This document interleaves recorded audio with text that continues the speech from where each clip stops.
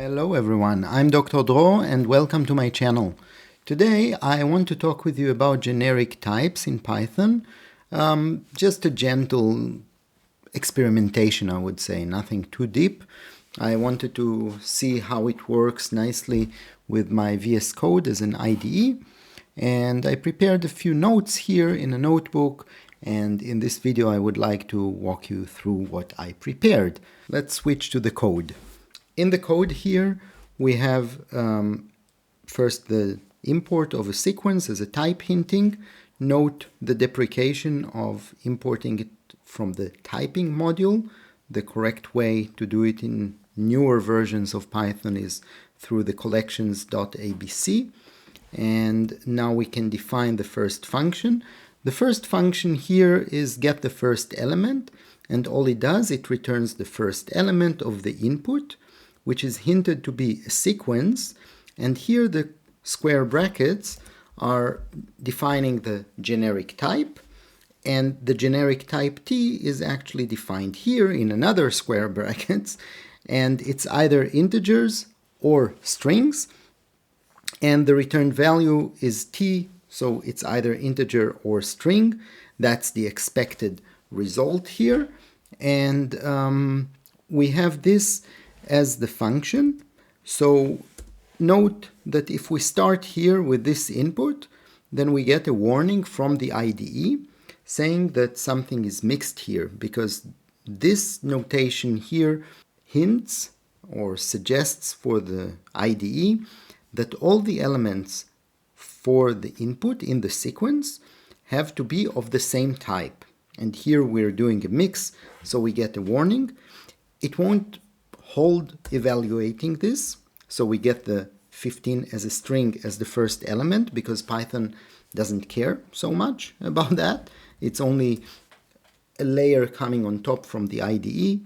If we remove the string from this first element, then the warning is gone, and we get this, and obviously the type here is an integer, and because it's an integer, then we get also autocompletion for various related attributes of integers.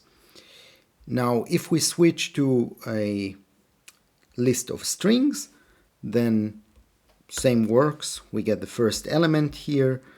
It's of type string, of course, and we can also here see that we get autocompletion for the result because it's a string, right?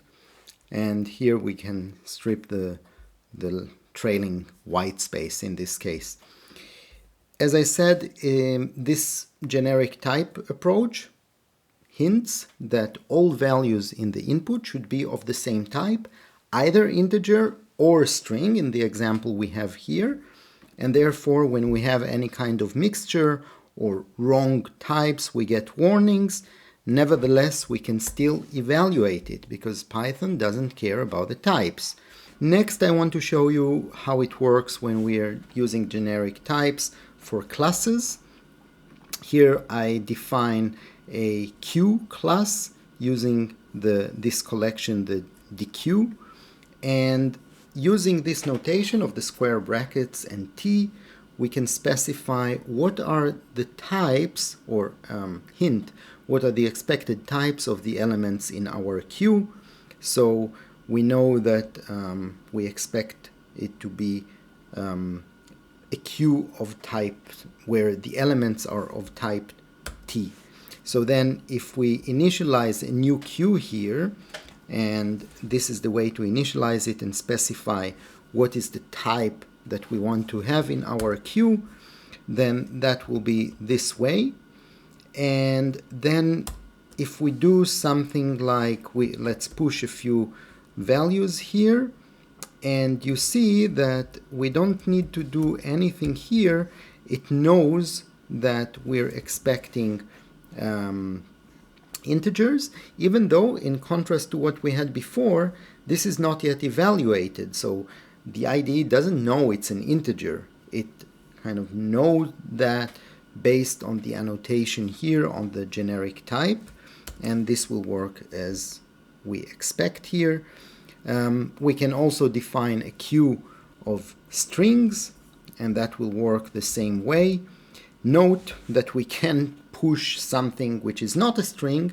We get a warning. Nevertheless, Python won't complain about that. And then if we do one pop, the first foo here, another pop, the one, and now the next pop is expected to be this one as an integer, so we can trick ourselves, so to say. So if we take the pop here and we do dot, it looks for all the functions that are related to string because of the annotation here. Even though if I try to do capitalization, for example, we will get an error because in practice we get an integer here. So in this short video I just wanted to demonstrate how to experiment a little bit, how to get yourself more familiarized with the generic types in Python.